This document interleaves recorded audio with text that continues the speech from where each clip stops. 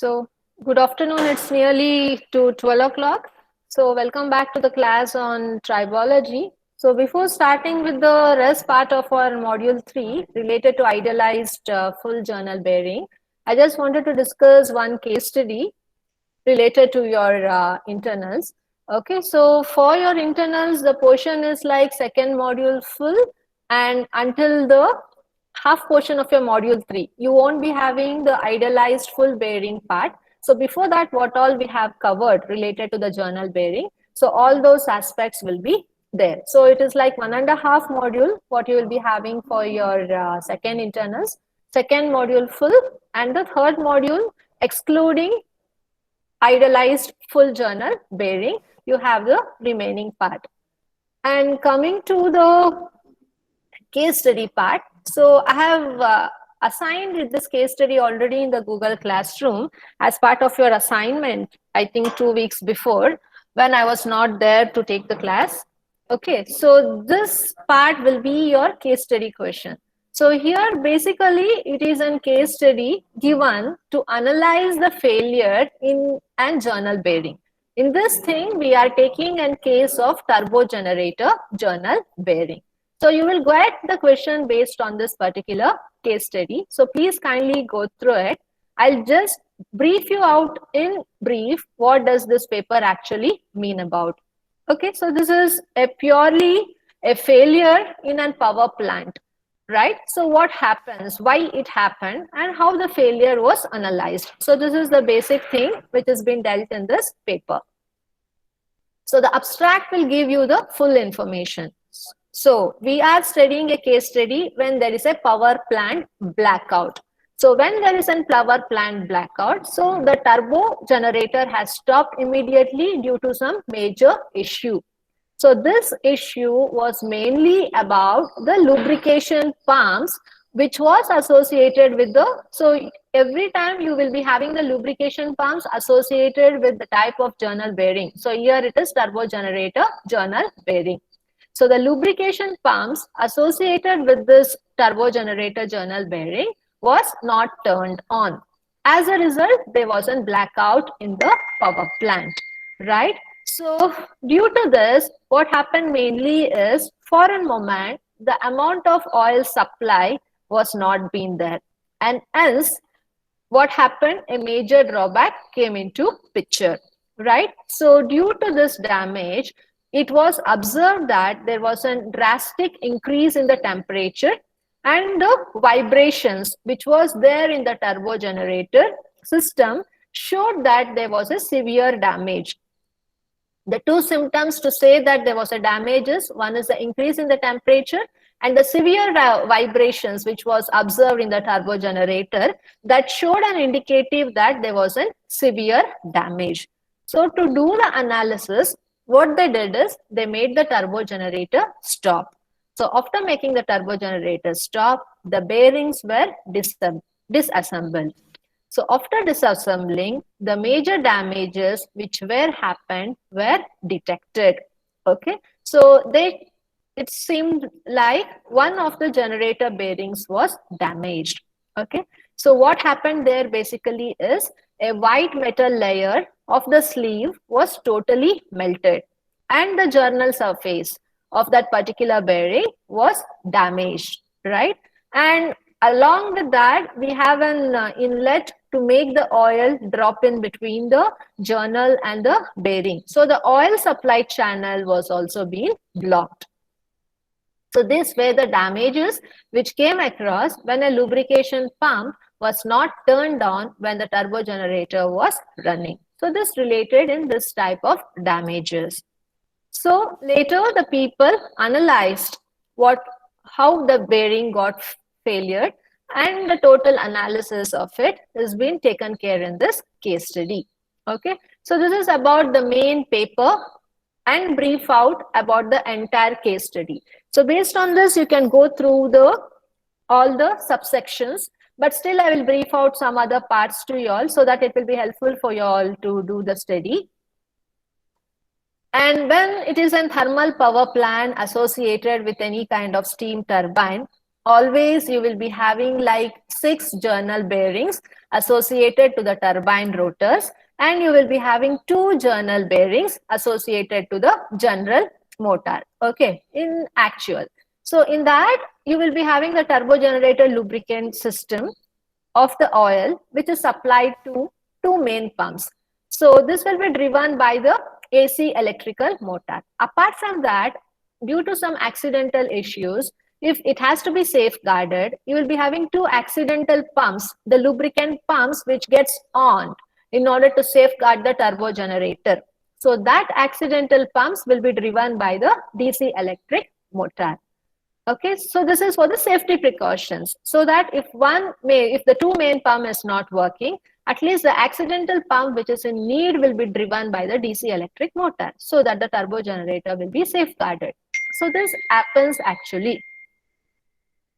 So with respect to that, the turbo generator lubricant system will be usually equipped with a spare oil tank, which is located in the housing of the turbo generator bearing. So wherever you go across with the bearing, any kind of turbo generator bearings or any kind of steam turbine bearings, you will be having an housing. So there a separate oil tank will be located, so which will be connected to the accidental pump, which will be driven by the DC electric motor to safeguard the turbo generators. So this system will be there usually. And they always ensure that they have a sufficient amount of oil supply for the situations which can bear the required lubrication at least for a period of 15 to 20 minutes. So this is a buffer time within which any accidental thing could be overcome, and the regular main pumps will provide the required lubricant. So this is a safety precaution where you have in separate 2 pumps, accidental pumps, and then separate oil tank which has been housed in the turbo generator bearing, so that it can support the required lubrication for the turbo generator bearings to run smoothly without causing any damages to the surface of either bearing or the journal. So this system is always cultivated to see that there is no damage at all, or it will reduce the amount of accidental things. But even though having the safety precautions, while running, they have forgotten to on the lubrication pump of the turbo generator. So this was a mistake which was being done, due to which heavy damage came across. So this is about the introduction part related to the safety precaution, how one will add on the accidental pump and an extra tank within the casing of the turbo generator bearing. Is it clear? Are you people there? Yes, ma'am. Yeah. So this is about the brief introduction related to the case study of our turbo generator journal bearing. So I hope this will give you a clear idea. And later, the entire description of the turbo generator has been given. So which was the specification of the turbo generator, what they have used, what was the required nominal power, what was the speed with which it was being assigned to work. Okay, so what about the inlet with what the steam was being injected, the steam pressure, everything, the rate of flow of the steam, all the configuration and specifications are given. So what did this turbine mainly consist of? It consisted of the shaft and the 3 cylinders. So even the cross section of the turbine has been assigned over here. So if you go through this entire paragraph, it will provide you the entire specification of the turbo generator, what they used actually, and for what long period of time it will be worked, what is the time of expertise, and how it is operated for what period of time. Everything is being given. So by this you will know the information or the description about the turbo generator specifically. So after this, the lubrication system in turbo generator is also being shown. So I told you that you will be having 2 main pumps, right, which will run continuously until the turbo generator is on, and apart from that you will be having 2 accidental pumps. So this will be driven by the DC, and this will be driven by AC electric motors. So accidental DC pump will help you to support your smooth movement of the turbo generator without any damages. For that part they use this type of these accidental pumps for the main overcoming of the damages. That schematic layout of how these pumps are assigned is being shown. I won't ask you to draw the sketches and all. Only thing you mainly understand how the lubrication system is being imparted in our turbo generator. So you have to tell about the description of the turbo generator lubrication system, wherein it consists of two main pumps. One is the two main pumps driven by AC and accidental pump driven by DC. So this accidental pump will be driven by the DC motors. So one of the two main pumps is the backup one. So out of two main pumps, one will be running continuously and the other one will be the backup one. Okay, so during the operation, what happens? The main pump pressure of the oil for the bearing lubrication will be held at a pressure of 1.25 bar value. It also depends upon what is the pressure value at which the given oil is maintained. I told you very well, the oil or the lubricant what you are using should be able to develop the required pressure in it so that it can withstand the load which is coming across the contact area. So you have to see that out of two main valves, one will be kept as a backup and other one will be used for the film requirement between the journal and the bearing, and the pressure which has to be maintained should be nearly to 1.2 bar. Okay, so this is about the two main pumps. Then it comes about the accidental pumps. So in accidental pumps are the precautionary pumps what we are using to safeguard the turbo generator. So the accidental pumps what we use, which is driven by the DC electrical motor, will be maintained at a pressure of 0.7 bar only. We are using this for emergency purpose, where it can supply the required oil or lubricant film for a period of 15 to 20 minutes only. Okay, so this is about the two types of the main pumps and what is the pressure requirement for main pump and the accidental pump has been given. So rest about the scheme, it has been mentioned over here. So basically it consists of an oil tank. Okay, so this oil tank will be of two main pumps which will be driven by the AC pump. And then you will be having further, you need to have a lubrication pipe system so that the required lubricant can be passed out in the form of a pipe system. And you should have the coolers. So oil itself will be the coolers. Sometimes if any cooler attachment is needed, you can use the coolers. And apart from that, we need two pumps for accidental purpose, which is driven by the DC electric motor. Apart from that, you need a reservoir drain for our lubricant, which is nothing but oil reservoir drain. You will be having that. And I told you that we need extra tank to store the oil in the casing of the journal bearing.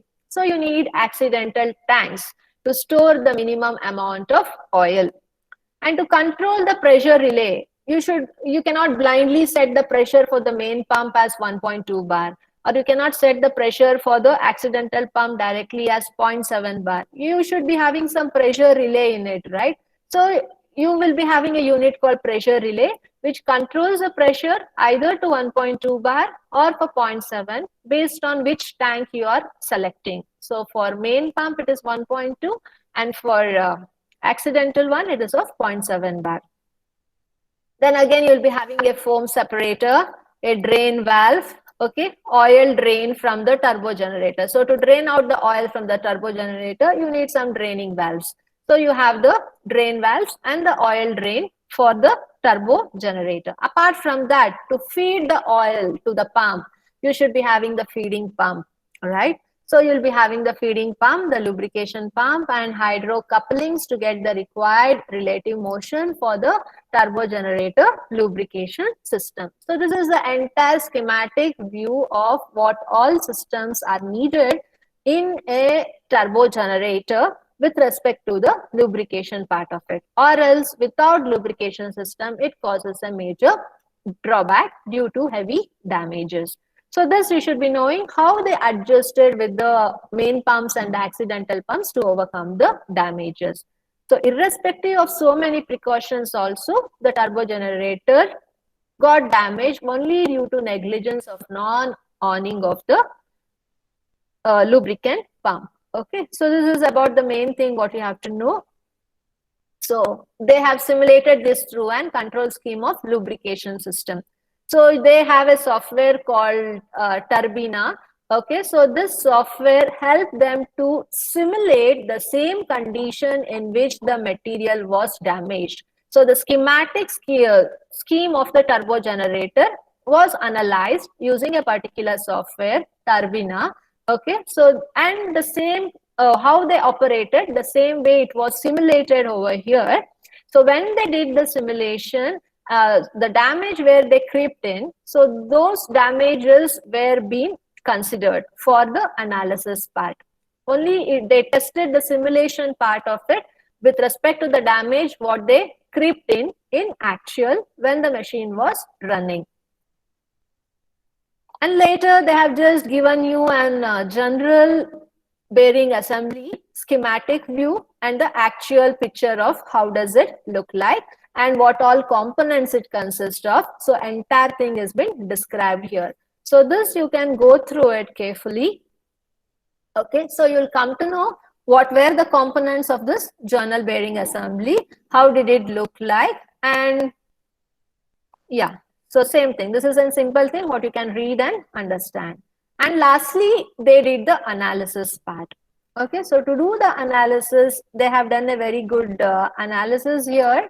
They just grabbed all the vibrations which came across, because in the abstract part, I told you that the turbo machine bared a huge amount of vibrations. So due to this huge amount of vibrations, they could see an increase in the temperature, right? So the increase in the temperature and high vibrations led to show that the damage has occurred in the turbo generator. So these vibrations, what they observed, were being measured and it was been analyzed, right? You know the vibrations, right? In our mechanical engineering, mechanical vibrations. So we do analyze the vibrations through simple harmonic motion equations, so all those stuffs. So similarly here, they use the concept of 1x harmonic of vibrations and they analyzed how the vibrations increased. What was the amplitude of the vibration? At what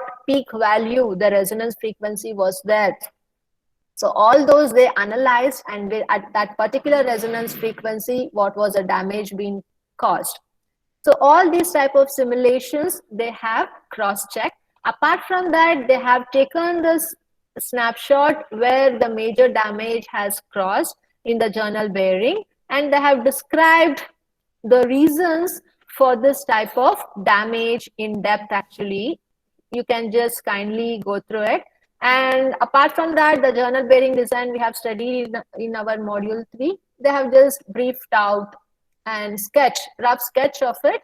So how was the rotation of this journal bearing while the damage and before the damage, an entire profile has been shown over here. And finally, they have concluded few things. Okay, so finally, they told that after carrying out of many analysis, they concluded few things. One thing is, it is necessary to reconstruct the oil supply of the bearing 7 using design solution as shown in figure 9C. So they have provided a design solution in figure 9C. Okay, so this is a design solution what they have given. So if the design of the bearing has been done in this way, so they are telling that the problem which came across could be overcome. So please go through this in depth. You will come to know like what are the things they have been explaining. I'm just rubbing out in brief the entire case study so that at least it will be understandable by you. So second one is the oil supply system should be installed on the side opposite to the existing. So figure 9B. So here what they have told that the oil supply system should be installed on the side opposite to the existing. Okay, so it has to be provided in the side. Usually we have at the top, right, the inlet valve of the oil. So it is shown that it would be provided, if the oil inlet is provided in the side, that will be better enough what they have concluding. And also they have told that the increased oil outflow on the side diametrically opposite to the oil inflow. So you have to increase the oil outflow on the side opposite to the oil inflow. 9C. See? So opposite to the inlet of the oil inflow, you should have an outlet for the oil outside going. So this is a design what they are planning. Instead of having from here, it has been shifted from here this end to this end as per their analysis. So they claim that this will allow a better journal cooling during the accidental delay. So this will really help when there is an accidental cases coming into picture. So it helps in cooling quickly the journal without causing much damage, because they observed that the temperature of the turbo generator was very high with high vibrations, which made for a larger damage. So to overcome that, they have planned the inlet and the outlet of the oil inlet in such a way that it helps in cooling the journal quickly and to reduce the damages which can happen in the accidents. So these were the conclusions what they have given out. So based on their suggestion, they say that the reconstruction of this type of power plant was done in April 2010. So this is what a small case study which deals about a turbo generator journal bearing which has been used for an steam turbine power plant, and how the damage came in due to small negligence of not owning the lubrication pump. So with that aspect, they observed high temperature and vibration, which was a result due to the damage of the bearing or the surface of the journal, right? So to overcome, they did many analysis and finally concluded few things. So this is about a small case study, what you have to go through and keep it in mind. So based on this, the question will be asked in your internals. I won't be asking any schematic diagram of either the lubricant system here, right, or the assembling part of the entire journal bearing. So main thing, please focus on the concept. So based on that, the question will be asked. So you should be able to answer. So just go through the diagrams for your understanding, but no sketches will be asked with respect to your case study part of it. So this is about the case study. Any doubt in it? Hello, you people are there? Is Yes, it clear ma'am. enough? Yes, Okay, ma'am. so I will start with the rest part of the third module related to our hydrodynamic journal bearing. I'll just share just 2 minutes.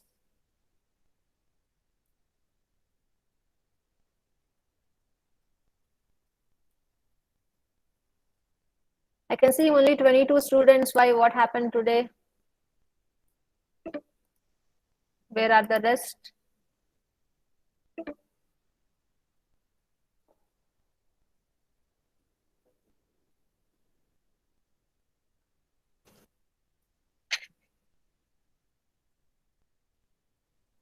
No answer for this. Everyone are silent. Put message. They are Why? not What coming. happened? Oh, no, ma'am. Tomorrow internals meet. Tomorrow internals. I agree, but you should be studying on day-to-day basis. So then there will be no problem towards the end of either exam or internals. That shows you need to manage time properly for all. It's not like if one comes, the other thing has to be omitted. That is not a good sign of a professional student or a professional engineer. When you go out as an engineer outside to the industries, they assign you with n number of working load, and everything will be with the due date. You cannot say no to one when you have something else in hand. So you should know to manage all. So that is very important in life. So try to cultivate that as early as possible. It will be better for you people. Fine. So back to the class on tribology. So if you remember in our last class, we were dealing something related to mechanism of pressure development in oil film. So we dealt, it is a very long back in between, we had many holidays also. So just to brush out, we were dealing with how the pressure development takes place and how the mechanism we have to use depending upon the requirement to develop the pressure. Because if the pressure is developed, then only you can able to withstand the load acting on it. So we studied like 4 cases. So we studied like case 1, case 2, case 3, and case 4. So all the 4 cases we dealt upon related to the pressure development, and we dealt about the formation of a continuous film of lubricant as required stage by stage from figure A to B, from B to C, from B to D. Initially both will be in contact, so then lightly when it starts moving, so then little amount of clearance it achieves. So this helps the journal to move from one position to other.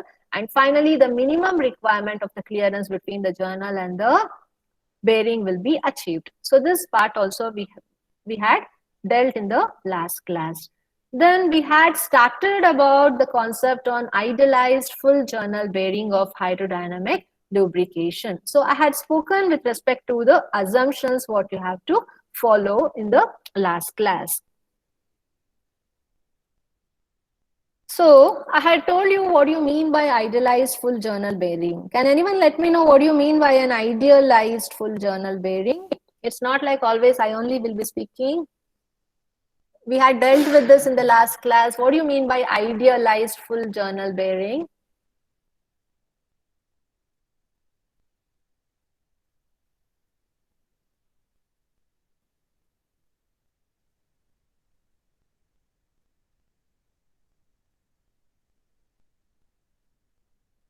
Hello. You should answer. In case of idealized full journal bearing, when you call that as a full journal bearing, I told you basically in a full journal bearing, the journal will rotate and the bearing head is fixed. Okay, so the journal keeps on rotating and the bearing head will be fixed. So in that condition, even though the bearing head is fixed, the journal is a fixed member because it is in contact with the bearing, and this is connected into a machine member which is revolving around the journal. So you'll be having a journal and the bearing, both will be connected at a particular point. So to the journal, you will be having a revolving member which is associated, and this makes the entire full journal bearing to rotate. So here, this is an extra part which will happen in case of full journal bearing. So here you will be having a bearing head which is fixed with respect to the journal bearing arrangement. So the journal itself will rotate and it will be having a supporting machine member. This will revolve with respect to the journal. So this is a typical case where we call that as a full journal bearing. Only the difference what we observe in case of full journal bearing is,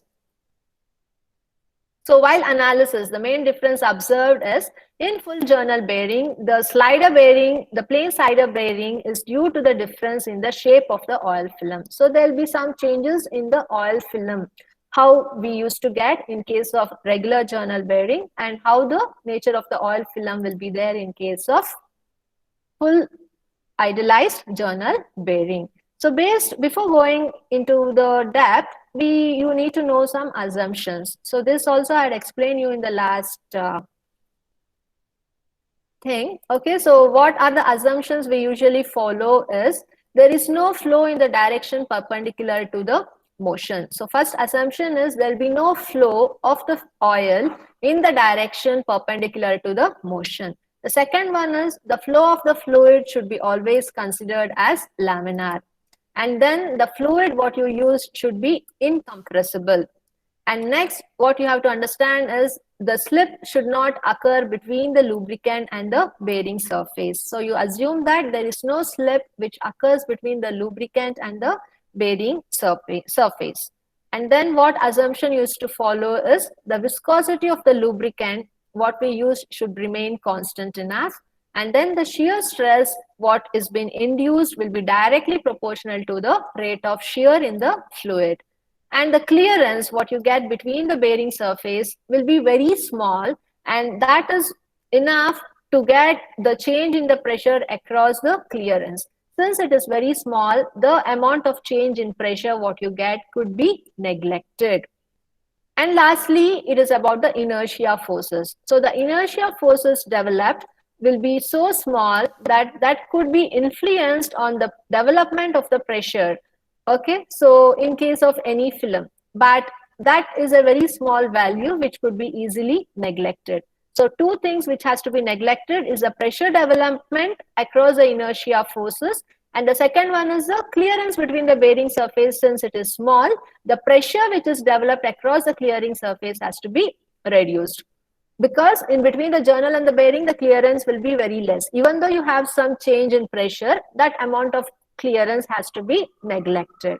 And second thing is the inertia forces which are developed will be of very small amount of pressure, so even that could be neglected. So these are the assumptions one has to follow.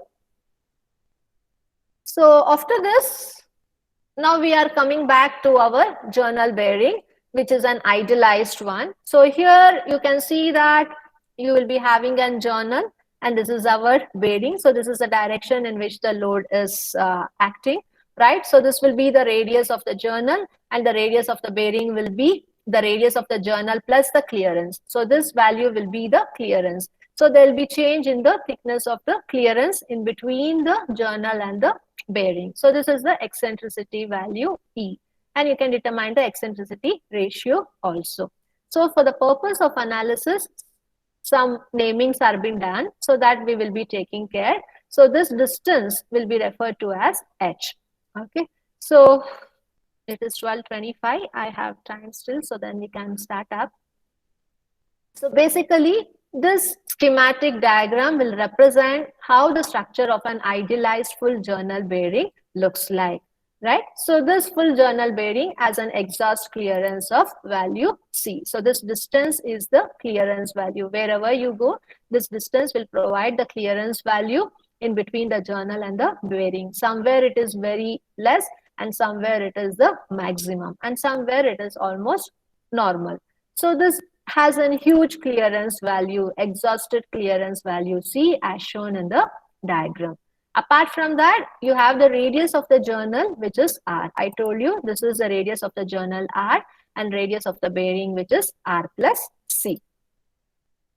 So then the journal is loaded by a vertical load. So this is a vertical load W, which has been loaded on the journal. Okay, and it has been told that the journal is rotating in the clockwise direction. It is not anti-clockwise, it is moving in the clockwise direction. So this is the initial movement of the journal in the clockwise direction. So this is what you have to understand. So when it is operated, possible the fluid film will be developed in between the journal and the bearing. So this is the thing.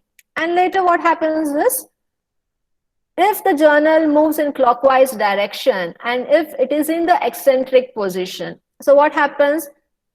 Then the journal surface moves into an eccentricity position relative to the bearing. So when it reaches to the eccentricity position, so this is the center of the journal, and this is the center of the bearing, and this is the center of the journal. So when the journal moves to the eccentric position, it will be moving in relative to with respect to the bearing. So at that condition, what happens? If the journal is unwrapped, so now here it is in a normal regular condition. So when both the journal and the bearing is in eccentric, means both come across this position. So this distance is the eccentric value. So when the journal is shifted to the eccentric position, what happens at that condition? If you unwrap the journal, so then what happens? It will be just like a straight line. So when you unwrap the journal at the eccentric position, it will be in the form of a straight line. And the length of the straight line will be nothing but 2 pi r. In this condition, okay, the H, what we want to measure will be the film thickness. So this film thickness you can measure anywhere with respect to the distance from which you want to measure. So if you want to measure over here, then the film thickness you have to measure from this point to this. So that will provide the value of H at this position. The minimum film thickness value that you know, which is H naught. So there you will be having the least film thickness value. So in other ranges, you will be having the nominal value of R. So if you go here, this will be the H naught value, which provides you the minimum film thickness. But if you measure in the other region, you might get a varied value of H. depending upon in which position the journal is. If the journal is in eccentric position, then this also will be shifted to this point. So I hope it will be having an uniform value of h in that case. Okay, so this is about the value of the h in film thickness, how we measure with respect to the distance x. So this is the thing what you have to understand. And later we will go for the finding out actual film thickness. So you know that the film thickness, if you just consider over here, so this is a value of O. From there, if you just draw an extended line, this touches the journal as well as the bearing. So this has been named as A and B. Okay, so from this, if you want to calculate what is H, so you can measure this as H is equal to AB, right? So you will write H is equal to AB. So after this AB can again be splitted into two parts. So you can tell H is equal to, so if you consider from the center, so this entire line, so we want to know the value of AB. So this value of AB, you can replace that as OA minus of OB. So OA minus OB will give you AB, right? So you can write it as OA minus of OB. It is not underscore, it is OA minus of OB. So now we have changed the value of H in terms of alphabets, which is OA minus OB. So later now we should see what is OA. So come back to the diagram here, right? So here now H is equal to OA minus OB. So now you should know the value of OA. So come back to the sketch over here. So OA is nothing but the radius of the bearing. So this entire value will be equal to the radius of the journal plus the clearance. So that is the total radius of the bearing. So in place of OA, right, you can write R plus C. So you can write here in place of OA as R plus C.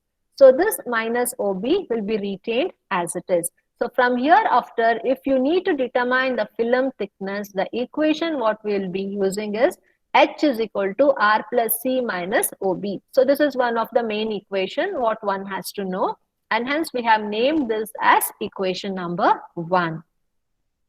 So later, now we will consider the triangle O1 OK. So you please see O dash, O suffix 1, O and K. So we had the value of O where we had extended the line AB. So if you extend this line back, and you know this O1 is nothing but our eccentricity value. So you have this line already. So from here, you just drop a perpendicular line. So when you draw a perpendicular line, so you will get the triangle O1K. Okay, so this angle will be referred to be as phi, and this angle will be referred to be as beta. So here we are considering the triangle O1K. Okay, so you will write from the triangle O1, O and K. Okay, so this part O to O1 is our eccentricity value, and this one is named as been S. So angle included in it has been mentioned as phi. So from this, as a trigonometric concept, now we have to determine the value of sine theta. In place of theta, you have phi. So you will write sine phi. And you know that sine phi is nothing but opposite by hypotenuse. So which is the opposite side over here? For this acute angle triangle, you have the angle here and this is a 90 degrees. So obviously this is the opposite side. So in place of opposite, you can write it as O1K. So O1K divided by hypotenuse. So hypotenuse, this is a right angle triangle. So this side is our hypotenuse, which is nothing but O1. So you will write as O1 and O is our hypotenuse. But O1K stands for S, and O1 and O1 will stand for E value. So sine phi will be equal to S upon E. So from this you can conclude the value of S is equal to E times the sine phi. So now we have developed the second equation with respect to the eccentricity value. So one for the minimum oil thickness and one for the eccentricity. We have known the volume. So now after doing this, we have to go for the next triangle. So the next triangle here is O1BK. So which is the triangle O1BK? So this is O1, so this is B, and this is K. because what happens is you have O2, O1, and this we have analyzed already, O, O1 and K. And later what we have to do is, so now you have to analyze the triangle O1, B and K. So what you do this, you have this line extended until K, and we have drawn a perpendicular line here already. So from this point, you will blindly join to the point over B. So when you join this line, you will get the required triangle O1, B and K. So you will go for O1, B and K triangle. Okay. From here also you need to determine the sine angle. So here the included angle is referred to be as delta, not phi. So always you should see that which is the included angle. In first triangle it was phi and now it has been delta. So you will write here delta. Okay. So this O1B will refer to the radius of the journal. So if you go back to the diagram here, you can see wherever you draw this line, this is the radius of the journal. Okay. So the connectivity here, what you have joined will provide the radius of the journal. So in place of O1 to B, you can write it as R. Right?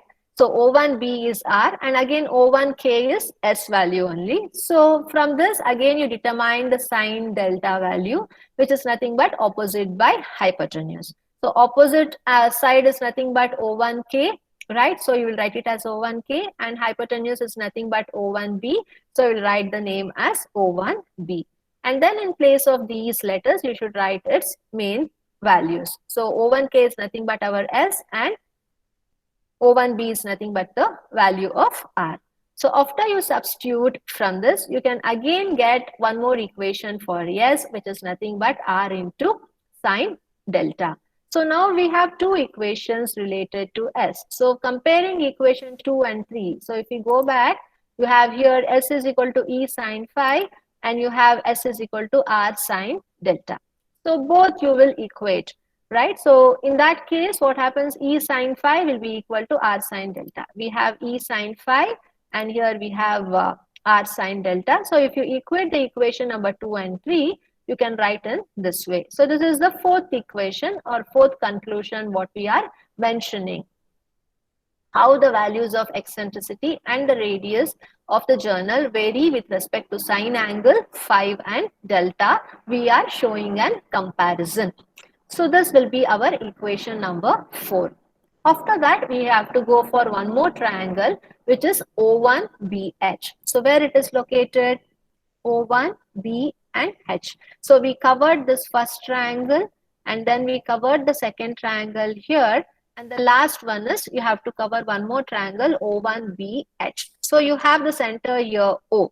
So from O, if you just extend this line where it meets to the journal end, so you will get the other name. So you can name that as H. So O1BH, now we are referring as a triangle. Okay, so when you compare this O1BH, let it be zoomed here, here only it will be clear. Okay, O1BH you have, right? So this is, so you have here two angles. If you consider OBH, you will be having two triangles here, where you have two included angle. Okay, this angle will show an value of beta, and this angle will show you an value of delta. Okay, so this is the thing what you have to understand. So after knowing, you can, if you club both together, that will provide you the value of phi, because here it is shown this entire angle is phi.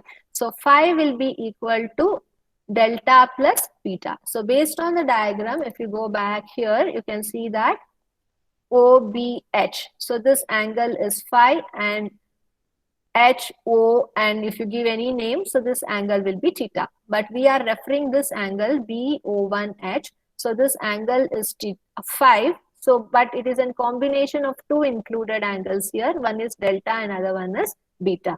So due to the comparison of both the angles with the sketch, you can tell that phi is equal to beta plus delta.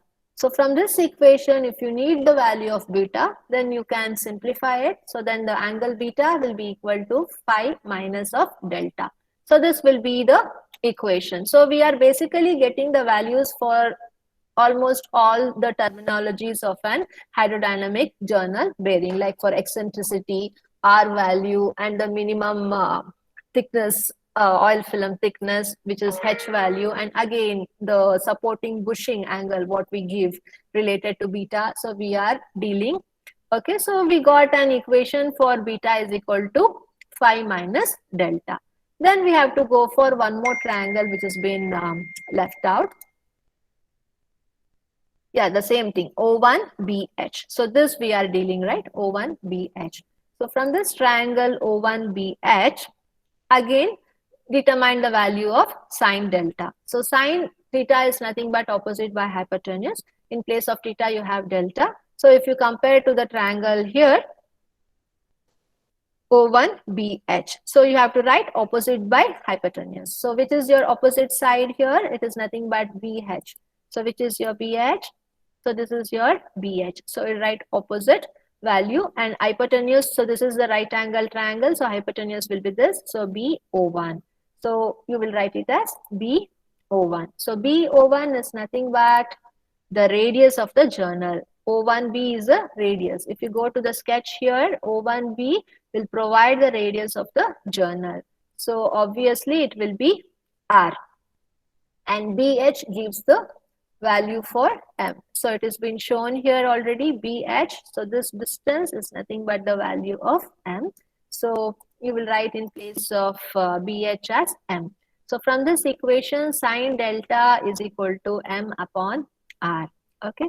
So if you need the value, so then what you have to do is M is equal to R times of sine delta. So you'll write here M is equal to R times of sine delta. But here it has been mentioned as sine beta because they are considering the value of the combination of phi is equal to beta plus delta. So that we will go into depth later. So now don't worry, for this situation you can also write as M is equal to R times of sine delta also. So related to beta configuration will come back or else you'll get confused. At this stage you can even write M is equal to R times of sine delta. So after this you have to consider one more triangle which is left out, which is triangle BOH. Small one. We did now BO1H. So now we are dealing with BOH. So this is a triangle what we have to deal now. So BOH, where did it go? Yeah. So in this triangle BOH, again the included angle for BOH is 5. So this 5 is again equal to delta plus beta. So later we see about that. For time being, the included angle is 5 for the triangle BOH. Okay, so based on that, yeah, we were here. In this triangle BOH, sine phi will be equal to opposite by hypotenuse. So opposite is BH and hypotenuse is OB. So we'll write. So in place of this, then you need to know the value of OB. So which is our OB? From here to here. If this is from O1 to B, you know that is a value of R. But now you need to know the value from O to B. So to know the value from O to B, you have to do the slight simplification, right? So this equation we have already, sine phi is equal to BH upon OB, right? So here OB will be equal to, okay, so OB will be equal to BH upon sine phi. So you can write BH upon sine phi, but BH is nothing but our value M. So this BH is nothing but our value M, and hence it has been written as M upon sine phi. But what is M? M is equal to R sine delta. Here also kindly write it as delta. Later we can change related to the beta terminology. So M will be equal to R sine delta upon sine phi. So this is the equation what it gets reduced. So here what happens is you have now OB is equal to R sine beta upon sine R sine delta upon sine phi. So once you have written this, then you have to come back to the next slide. Here you have a change here. Why? Because previously we have proved that phi is equal to beta plus delta in this equation. right? So this is the total angle phi. So we have two included angles. One is delta and beta. So phi is equal to delta plus beta. So when you have phi is equal to delta plus beta, you can find out the value of either beta or delta, which is one and the same, right? So now you will change the value of it accordingly. So in place of r sine delta, if you have kept r sine delta, so then this will be of beta minus of phi. So you have to write it as beta minus of phi. But here they have taken it as r sine beta, including these two, taking the difference between phi and delta, and hence here for them it is as r sine beta. So if that is the case beta, then in place of beta you have to write it as phi minus of delta. If you have taken as delta here as r sine delta, so in place of delta you have to write it as phi minus of beta. Since they need the terminology value of beta, so they have replaced the delta by the term phi minus delta. Hope you understood here. Here you have delta, right? So in place of delta, if you need delta, it should be phi minus of beta. But since if they have taken beta over here, in place of beta, it has to be taken phi minus of delta. And hence the equation here, in place of sine beta, they have written as phi minus of delta. And the numerology denominator part will be the same, sine phi. So we will write OB is equal to r sine phi minus delta upon sine phi. So this, after ending here, if you see this part, it is nothing but in the form of sine of A minus B. So from trigonometry, you know what is sine A minus, what is sine of A minus B. You have to put bracket over here basically. Sine of A minus B is nothing but sine A cos B minus cos A sine B. And also you know that cos square theta plus sine square theta is equal to 1. But here we are replacing theta by the value of delta. So you know cos square delta plus sine square delta is equal to 1. So from this you can take cos square delta is equal to root of 1. It should be minus here because sine square theta comes this side. So it will be 1 minus sine square theta. So this is a value for cos delta, what you have to write, root of 1 minus sine square delta. So now this is the equation. So these are the prerequisite documents which are essential for you to support this equation. So when you look into this diagram in the equation, you can see that it is in the form of sine of A minus B. So here you can change in the form of sine A cos B minus cos A sine B. So same thing has been written over here. So R into sine of theta minus delta is written as sine phi cos theta minus cos phi sine theta, similar to this formula. So after you write the denominator as usual, which is sine phi. So after this, r upon sine theta is taken towards your left, right? R upon sine theta you will write, and then open the bracket. Here you are writing sine phi, right? After sine phi, what is cos delta here? Cos delta is root of 1 minus sine square delta. The same thing has been mentioned here. So it is 1 minus e square upon r square into sine square delta, because you had that equation therein. Sine delta is s upon r. Okay, so this is one equation what you have, and you have S is equal to E into sine theta. So based on these two relations, if we simplify, it finally comes to E upon R, okay, in terms of root of 1 minus sine square theta. So here it will be 1 minus of E square upon R square, because it is associated with the eccentricity and the radius factor in case of journal bearing, and hence we add on E square upon R square into sine square, and again minus of the same value what you have over here, which is cos phi into E by R gets added into sine phi. So this is now the equation changes with respect to cos delta equation changes what we considered. So after that, what you do is you have r by sine theta, then you have sine phi here. If you remove this r square from the root outside, it will be just r. So denominator will not be here. Sine phi by r is taken outside. So remaining part of r square, if you take the LCM, it will be r square minus e square upon r square. So that r square is taken outside the root, it will be r. So only the numerator is left out, which is root of r square minus e square into sine square theta. So this is over. And again minus of e cos theta, you will write it, because sine theta we have taken it common here already. So the sine theta is taken common, r square is taken common. So left out part you will write within the bracket. So this sine phi and sine phi gets cancelled, r and r get cancelled. So OB will be equal to root of r square minus e square sine square theta not sine square phi minus of e cos phi. So this is the equation for OB, what we get in case of idealized full journal bearing. So rest I will continue in the next class. Only I will just compute and ended up for the value of H. And later, since you have the eccentricity value here, it is always assumed to be very small when it is compared with respect to the radius of the journal, right? So what we assume that e square sine square phi is equal to 0. Since eccentricity value is very less, we assume that it is negligible, and hence we take the assumption that e square into sine square phi will be equal to 0. And hence the value of OB gets reduced to, since this is 0, you remove r square from the square root. So it will become just r.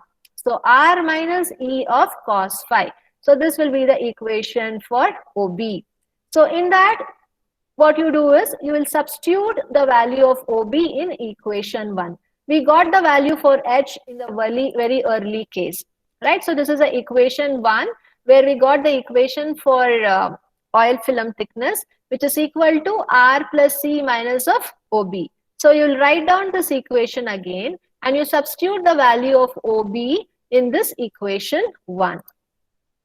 So when you substitute, it will be R plus C, the previous one what you had.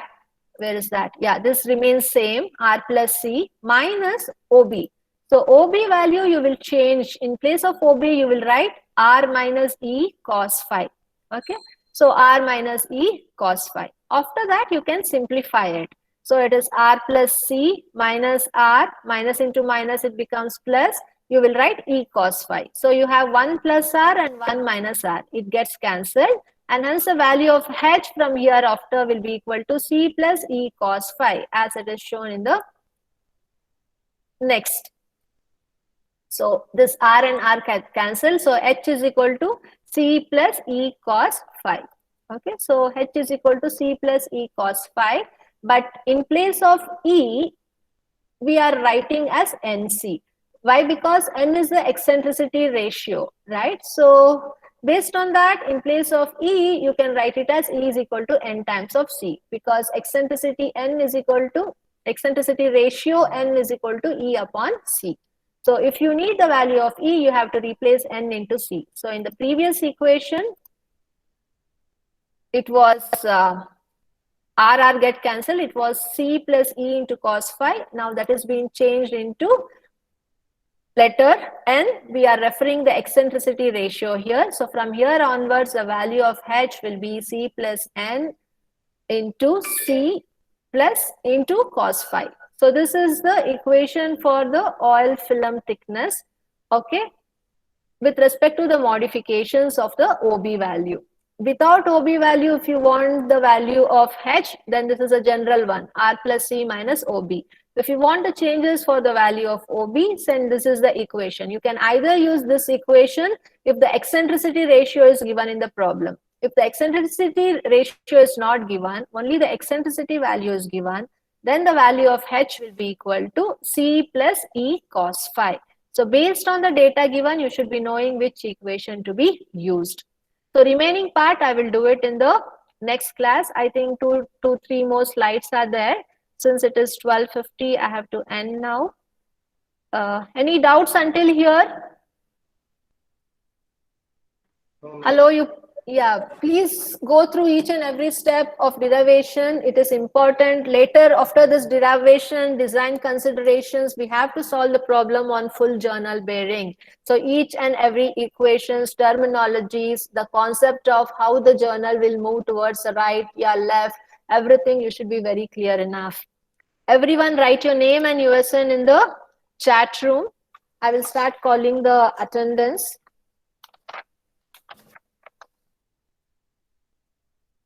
Today is 4th.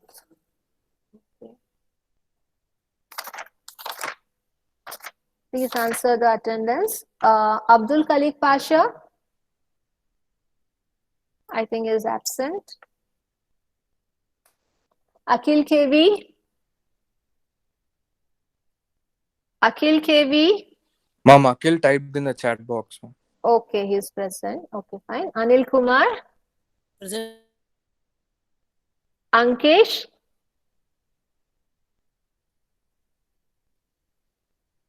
Ankesh.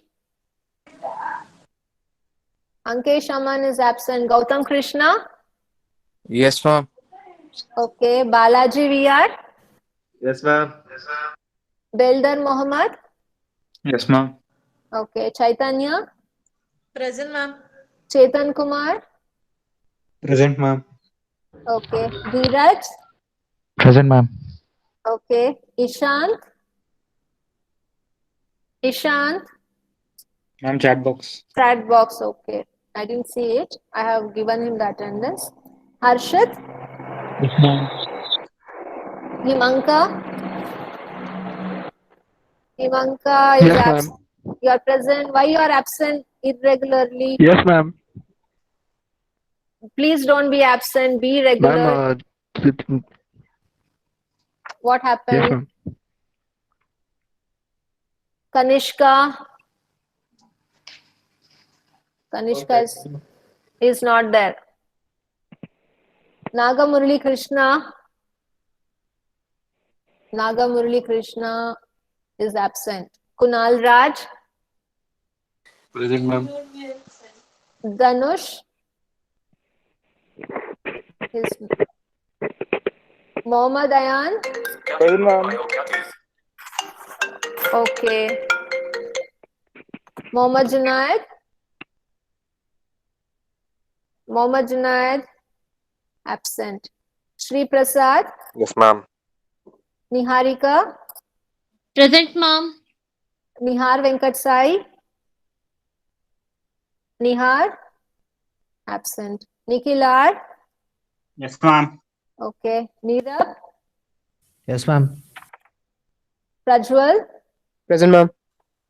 Rishabh Pandey. Present, ma'am. Rohan Kaglakar. Rohan. Absent. Roshan Yadav. Roshan. Sumant Sagar. Sumant. Sagar Dutt Mathur. Yes, ma'am. Sagar GV. Present, ma'am. Sanjay Raghav. Sanjay Raghav, I think is not there. Shobit. Present, ma'am. Siddharth B. Present, ma'am. Siddharth Sridhar. Sridhar Siddharth. Absent. Subramanya. Subramanya. I think even he is absent. Tirumana Sethi Rohan. Yes, ma'am. Ulas. Present, ma'am. Vidyan. Vidyan. Absent. Varun. Present, ma'am. Pavan. Pavan is absent. Dhanush. Ma'am, present, ma'am. Okay. Dhyanesh. Dhyanesh Kumar absent. Gunasagar. Gunasagar absent. Meghanatha. Yes, ma'am. Okay. Rasik Baran. Rasik absent. Shiv Krishna. Shiv Krishna absent. Shreyas L. Absent. Many absentees today. Why? Srinivasalu. Absent. Yogananda. Kiran. Kiran is also not there. Ranveer Singh Chauhan. Gautam Sai. Present, ma'am. Abdul Khalik Pasha is not Present, there. ma'am. Ma'am, present, ma'am. When I There, ma'am. called you, where were you? The very beginning, the very first time I called you, that shows that you were not in the class. You have logged in only for the attendance purpose then. My name is in the last. Krishna, present, ma'am. You were at the last, but initially first today I called your name only. There were no one to Actually, there is a answer. network problem here, ma'am. I can't hear properly. Voice is breaking off, ma'am. That's why. I can see the login time of you in the Excel. Ma'am, I've logged in. You can check, ma'am. Yeah. Long back I'd log in, ma'am. Okay. I'm there, So ma'am. Abdul, okay. Hello, ma'am. Shiva, yeah. Ma'am, Shiva Krishna present, ma'am, in network issue, ma'am. I want to talk. 1 second. I'll come back to you. Shiv Pavan, Present, ma'am. Alok. Yeah, now tell me what's your USN, Shiv Krishna? 406, ma'am. 18 ME 406. Yeah, I have marked your attendance. Okay. Okay, ma'am. I have Be network the- issue, ma'am. Yeah. Okay. Be regular. You are irregular actually. Attend the classes regularly. No, classes I've attended, ma'am. No, it is only 14 classes what you have attended out of 24. Okay, ma'am. And for everyone, Thank you, ma'am. all the best. Study well. I will be sharing all the PPT and the materials before today evening. Okay. So please be Okay, safe. ma'am.